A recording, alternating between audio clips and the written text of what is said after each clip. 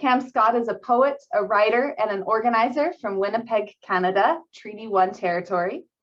His books include Romans, SNOWMARE, and The Vanishing Signs, forthcoming from ARP Books. Cam, the floor is yours. Hi, thank you so much. Hello from Treaty 1. Happy Mother's Day, again, for all the mothers out there. A great day to reaffirm our commitment to defend and expand reproductive freedom in the face of right-wing maneuvers, some of which we'll speak about today. I think that this is an exciting event to take part in because ideally an extended theory of some of these phenomena that intersect the Freedom Convoy, I think should grasp the relationships between imperialist war, domestic inflation, renascent family values, and pro-natalist lobbies, the targeting of queer and trans youth, as well, of course, as the identity politics of the Freedom Convoy. So without simplifying these causal relationships, we should observe the larger crises in which these developments are enmeshed. That's a lot more than I'm going to do today. But I don't think it's a coincidence that the increasingly isolated fraction of the left that defends the convoy against all evidence also regards some of these only apparently isolated social causes as frivolous with respect to the shape and vocation of the working class. You know, some of these commentators, I think they're a little objectifying. They're attracted to the smell of gasoline, this kind of masculine musk of the trucker as a blue-collar exemplar. But I think this credulity of the convoy's figuration misses the fact that it was a fairly carefully managed production from the start by a variety of far-right and racialist interests. So before noting the petty bourgeois class character of the participants and their backers, I think we should say that the convoy studiously avoided all topics of concern, even for the trucking industry: wage theft, workplace safety.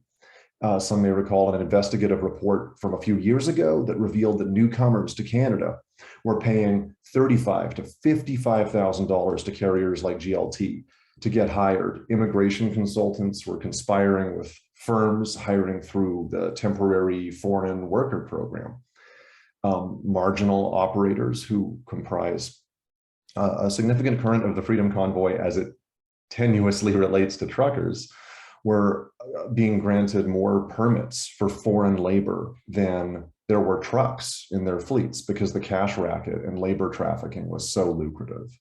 So this is the reality of the trucking industry in Canada, where 1/5 of the workforce, I believe, is South Asian. So if we really wanted to talk about the trucking industry as specifically concerns the maintenance of border regimes by the federal government, that would be a fantastic place to start. But instead, a great deal of attention stalled upon this picturesque Canadian trucker, you know, as a strange kind of visual average of the white working class in a political play cast by the Tories and those further right. From the start, the convoy convoked a cultural and not an economic populism, to my thinking, though populist rhetoric by design kind of denies this distinction. And the culture of the convoy was very narrow. On the face of it, and for all the bizarre right-wing antipathies represented in the procession, you know, the convoy wanted to speak about mandates, as said. So briefly, I want to look at the class position and politics of the anti-mandate movement to understand why perhaps it became an incubator or a touchstone for a proto-fascist agglomeration throughout Canada, and not just Western Canada. Firstly, you know, I think one can imagine a respectable version of this cause. I didn't like the mandates as they existed for a variety of reasons. I spoke to an unhoused person who was vaccinated early on and couldn't prove it to access nominally public space. I think that the mandates were very obviously intended to force people back to badly waged work as the state cut off emergency benefits and ended eviction moratoriums. But you know, the convoy never cared about these things either. if we look at the position of the small firms and the owner operators comprising the convoy and the small capitals who were its largest donors, this information is in plain sight. We don't see anything like a broad class-based movement. You know, we see it's a pretty clear picture of a middle-class small business lobby. Last year, Stats Canada reported that more than a fifth of small businesses couldn't bear any more debt. Small businesses account for more than 98% of all Canadian employer businesses, 2/3 of the total labor force, which they're under. So you know who really suffers here as the margins on small business are squeezed are the millions of waged and precarious workers whose surplus value is the actual substance of those margins. So support for the convoy came almost entirely from the small business interest. It came from bosses.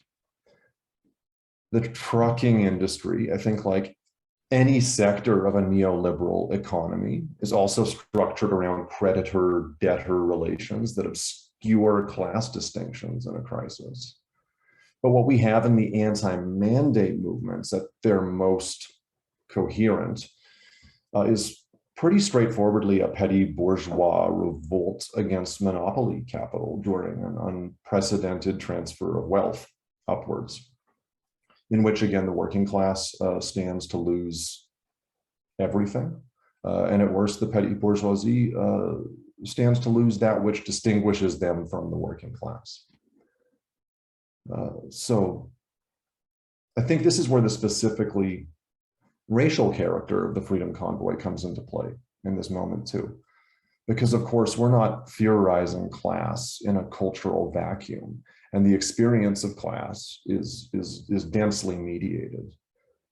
In a colonial state where access to a wage is starkly tiered and clearly racial, and bourgeois property relations reproduce colonial dispossession, we're not ever going to confront the economic anxiety of a downwardly mobile property owner as such, right? Nor can we easily barter leftist reason for right-wing scapegoats, you know? So the sort of right-wing nativism that we see in the convoy, which is even gallingly parodic of some extremely salutary scenes of recent indigenous resurgence, you know, has long been the program of the far right, including its political bloc in the Conservative Party, as well as the People's and Maverick parties who directly convoked this movement. So I think that this convoy is better understood as a pop-up street-level manifestation of a much larger political project that doesn't lack for political representation, however much it seethes against the present government. You know, the other day at the Conservative Party debates, you could watch Pierre Poilievre boast about his support for the convoy after being provoked by Leslyn Lewis.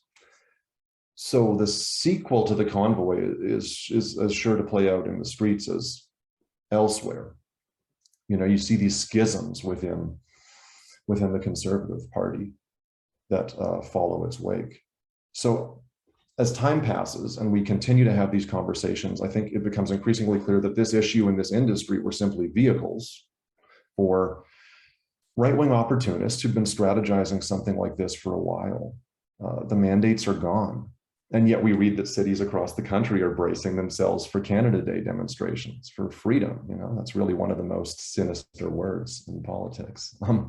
From its early memorandum of understanding with an eye to the eager participation of military and security forces, Joint Task Force 2 participated in a coup in Haiti, war crimes in Afghanistan.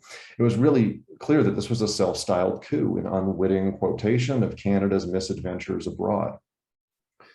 Last week's Rolling Thunder motorcycle convoy was organized by Veterans for Freedom. And if you look at the steering committee of this group, you'll meet Captain Tom Marazzo of the Freedom Convoy, Daryl Smith, Edward Cornell, Andrew McGilvery, these are Freedom Convoy alumni, and they're simply trying it again, but swapping out the trucks for different noisy vehicles with a tenuous relation to any industry.